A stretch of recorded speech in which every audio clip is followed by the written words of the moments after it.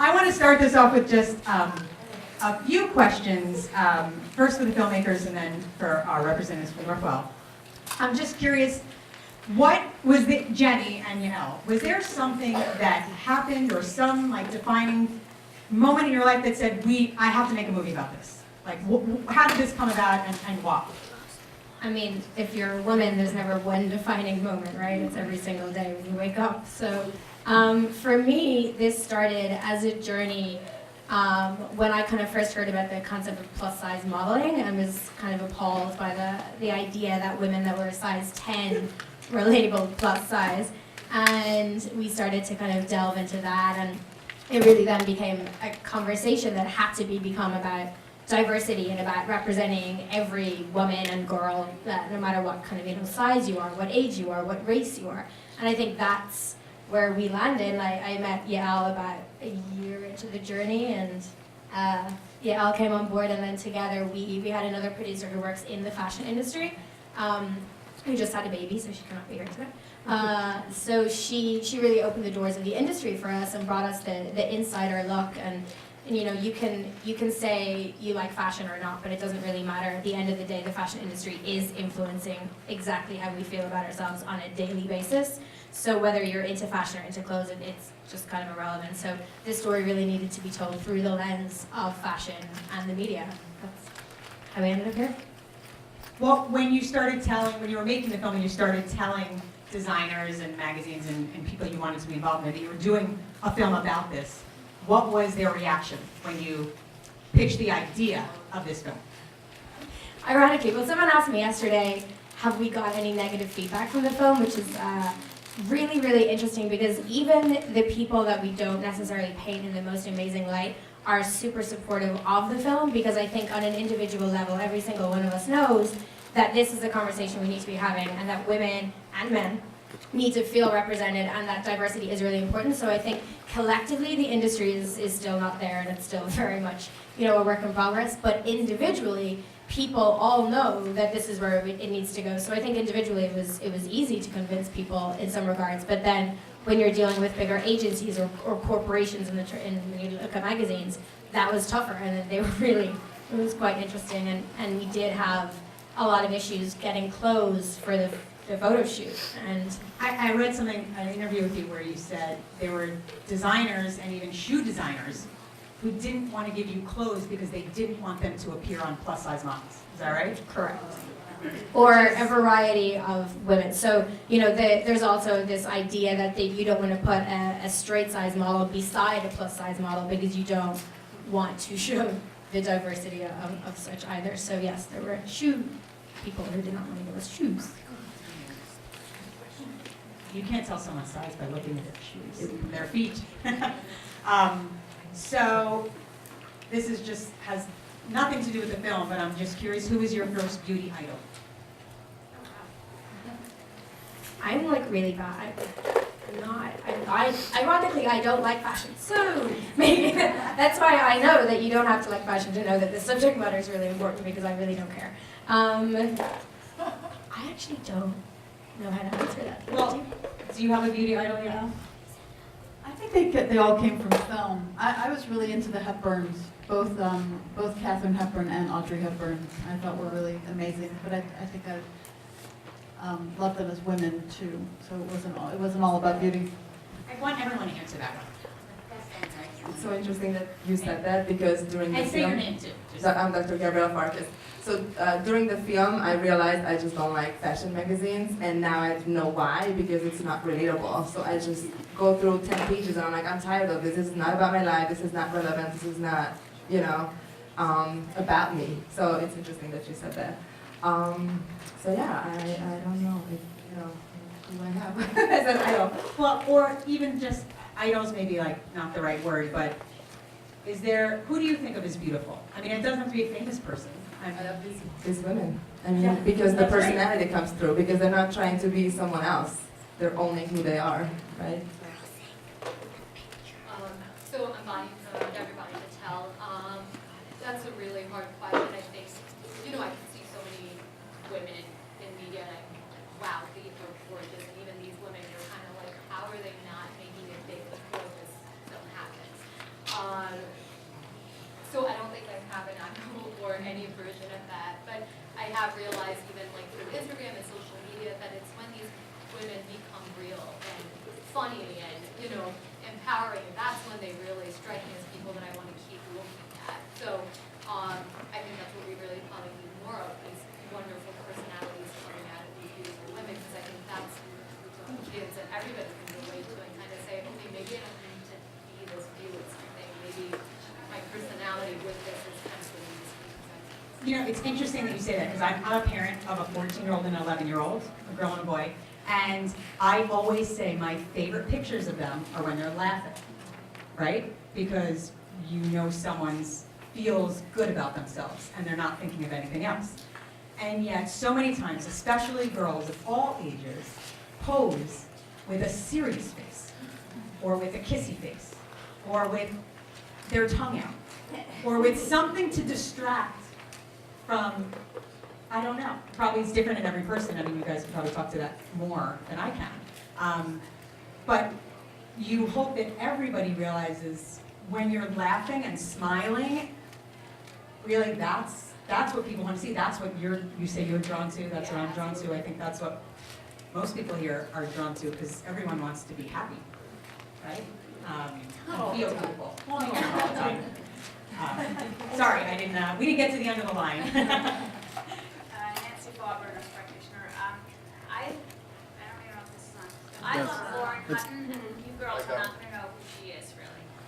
But she was stunning when she was younger, and she's now a model in her probably 60s, 70s. Yep. And what I love is that she has this big space between her teeth, and she used to wear teeth to cover it when she modeled. And as she got older, she got more confident, and she doesn't wear those teeth coverings anymore. So you see, she's just as beautiful, but she has that diastema, that space between her teeth, and she's still beautiful.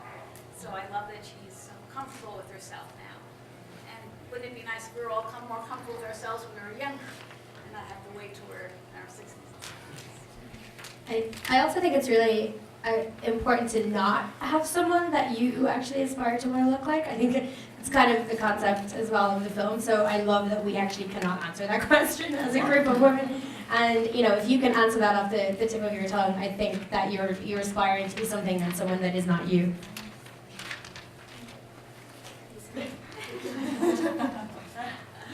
Well, but you can aspire to be somebody, not many people, right? For what they bring to a conversation Exactly. or their Right, for their not different what they look qualities. like. And interesting, I just want to bring up, if you haven't already, in the lobby, in front of our big step front, we have all these signs that say, I am, and then it's blank. And it's for you to fill out. I am beautiful, I am smart. I put up there, I am tired. You know, like, it can really, I'm a mom. Someone put up, I am me, I am unique. So if you haven't already, we hope that when you do leave, you fill it out with whatever you want, and we're going to take your picture. It's kind of our paparazzi moment for everybody. But that's what it is. You know, you feel different things at all times, and we want everyone to be able to embrace that.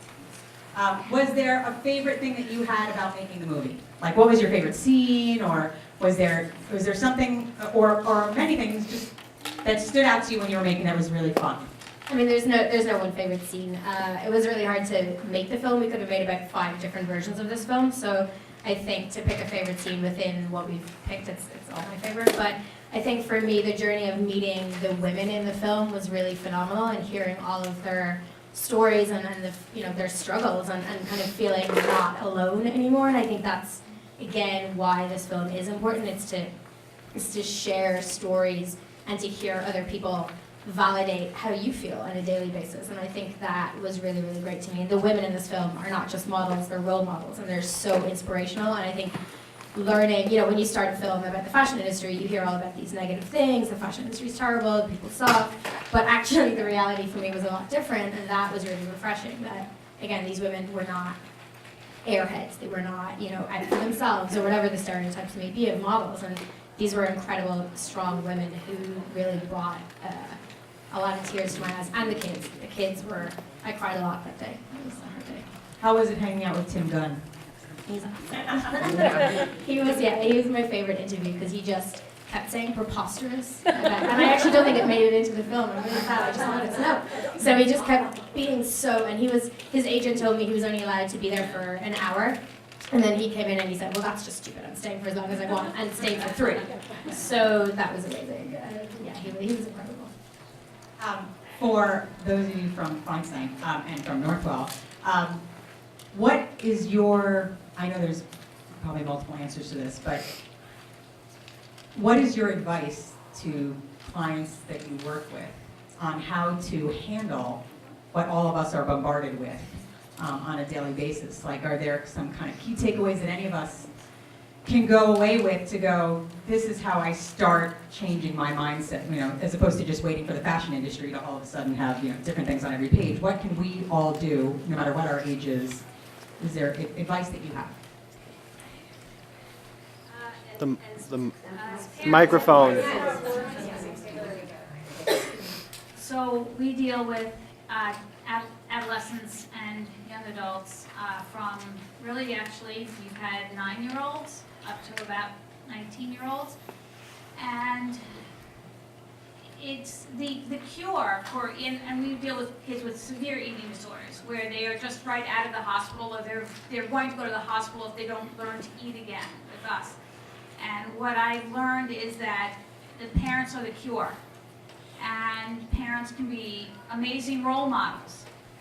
And that parents have to model behavior for their kids and not be afraid to eat. Not be afraid, oh my God, I'm gonna get so fat. These cannot be things said in front of children. Kids hear, they absorb everything. And the culture, this is the culture. This is what you were trying to portray. This is the culture, and it's unfortunate. But to break that cycle, we all have to be consistent, and you're trying to change the message on the film. And as parents, we can try to change that message to our kids. And that we don't have to be afraid to eat potato chips or ice cream. We don't have to be afraid to enjoy our food. And I think that would be my biggest message. A big one for us in our online body positivity program that we came up with is also identifying where your beliefs are coming from, right? So you want to make your beliefs conscious. Okay, I have this belief about myself, and then go through an exercise, let's say, where you actually go back in time and try to remember a moment, a defining moment, someone bullied you, or something you read, or try to go back and see where the belief is coming from, and then try to question that belief and kind of break it down and take away the power. Because these beliefs are deep-seated and unconscious sometimes, and they really drive our self-image. So that was a big one for us. One of the things when I was also thinking about this film is that line between saying, oh, you shouldn't care what you look like, but it's okay to care what you look like. It actually is. Like, if you want to flaunt your body, if you want to wear makeup, that's great. If you don't, that's fine too. And I think that's a message that I think comes out. You should be proud of yourself no matter what your shape or size might be. And that's also sometimes they get muddled.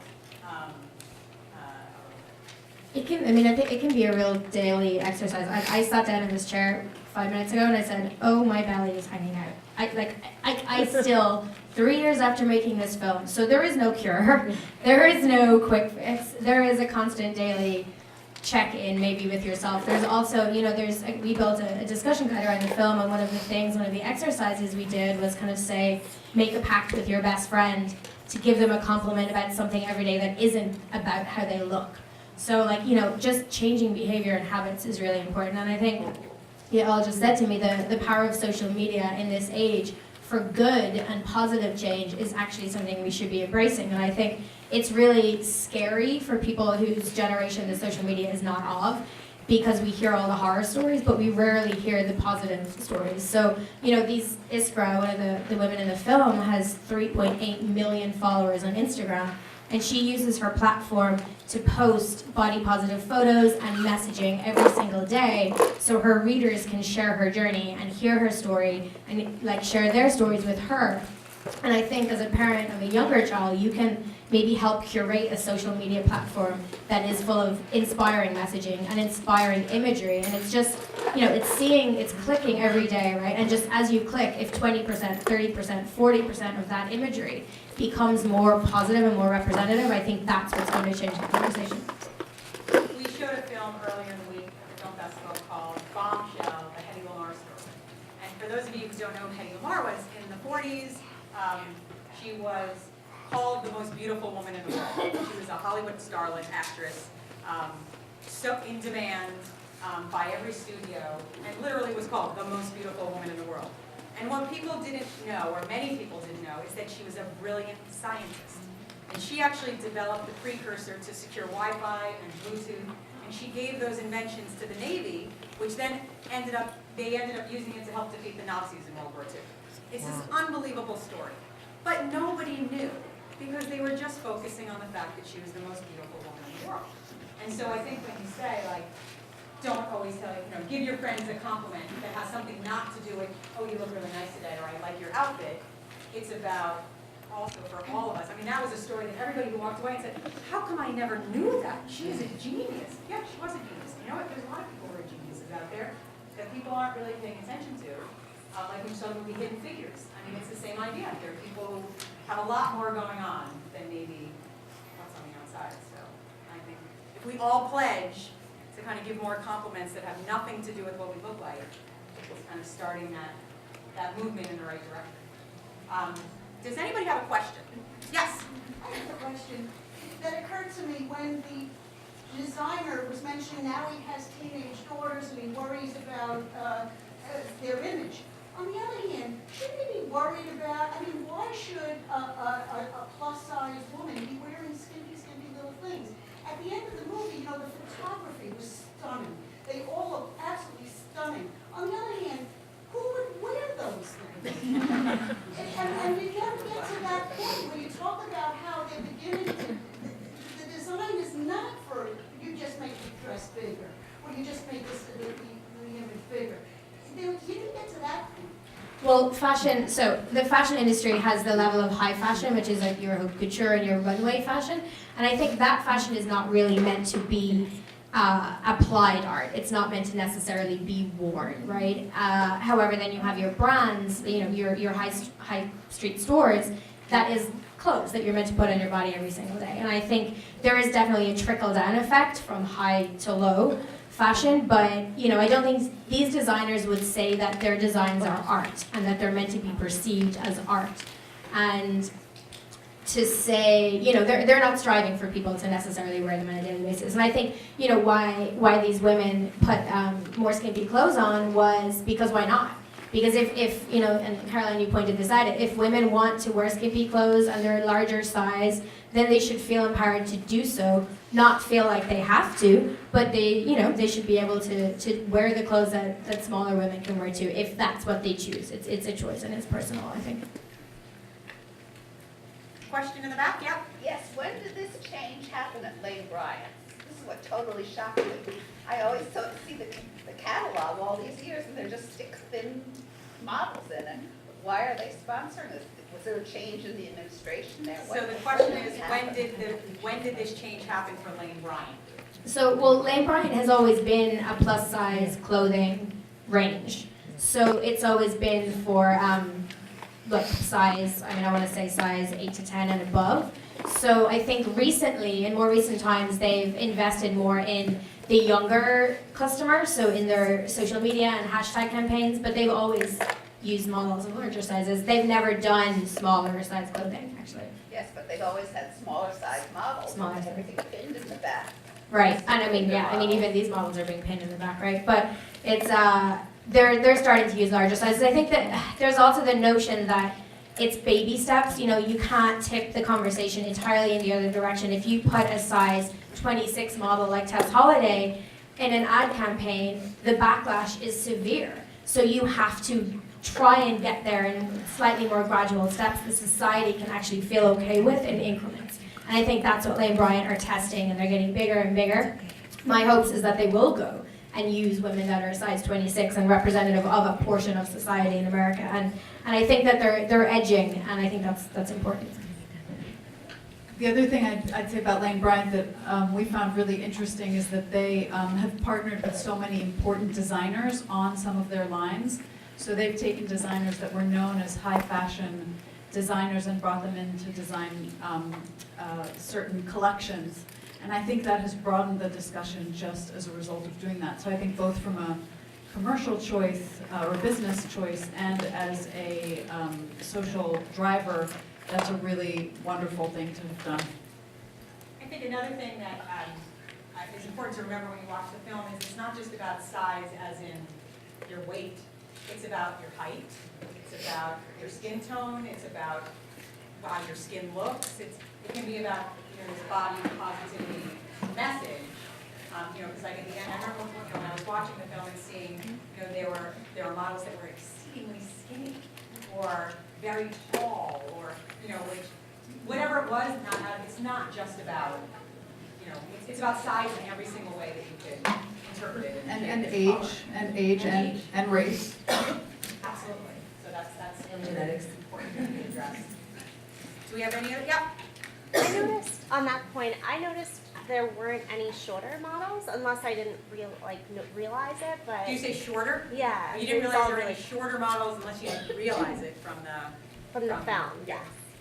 So it's really interesting. We screened the film last Monday at universities across the country, and we had people engage on Twitter. And I think 3 or 4 people asked me commented that they were a short woman. So I'm 5 feet tall, so I share that sentiment. And no, there are no short models. Is the short answer of the question. You have to be, I think it's like 5'6" or 5'7" to be a model. I do not know why, and maybe that'll be the next movie.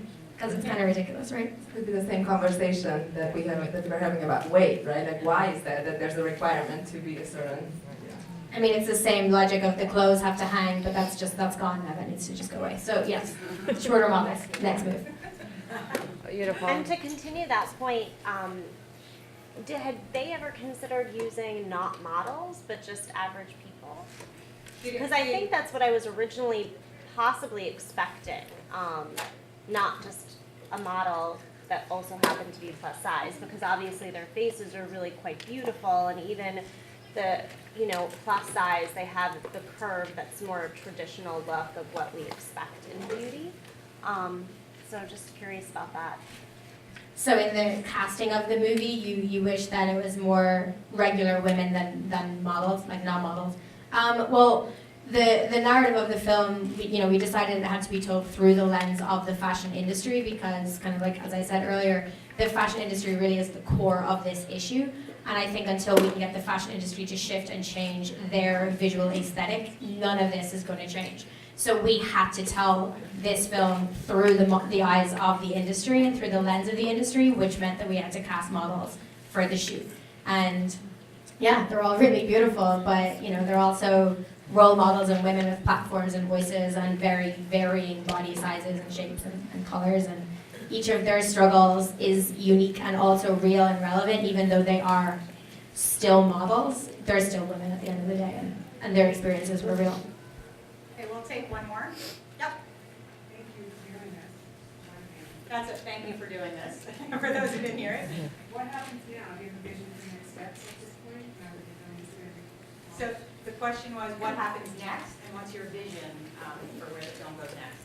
Yeah, I mean, we're really excited. We've moved into kind of the impact and outreach element of the film. So, I think with documentary now, you create something and then you have a tool to actually really create change. So one of the most exciting things for me is we've moved into the educational realm. So we're trying to get this film into schools and colleges all around the country. We're also working on international, because this is not just an American issue. And I think the educational element for me is really exciting. And I started building a discussion guide to go along with the film, which was also really new for me. My parents are teachers, so it wasn't a total stretch, but it was, interesting. And yeah, so I think the feedback we've been getting is that this messaging is really, really important for schools. And getting in there younger, when you can be in a classroom setting where you can break it down and have conversations and different elements. There's so much in this film. And when we broke it into the discussion guide, there is so much to deal with, and you can break it down into different lesson plans and really do a deeper dive, I think, if you have time in a classroom. And to that point, one of the things that we started talking about was doing some sort of a program with the film and the filmmakers at Hofstra University, who's the festival's official university partner, and seeing if we could do something during the day, during the week, where school children can be bussed in. get the kind of exposure to the film and discussion that it sounds like you can do at other schools. Because everybody who read about this movie, whether they get content or not, or people out in the lobby were coming up to me and saying, we need to get this at my school. How are we, and that was before they saw the movie. So, and I'm sure. Well, you can, so, just go to our website or email me and I can tell you how. So I'm sure people have some more questions, but we can hold them out into the lobby if that's okay with everyone. But we definitely want you to go take your pictures. Come take your pictures with Jenny and with Yael and with everybody up here. Fill out your signs, and thank you so much.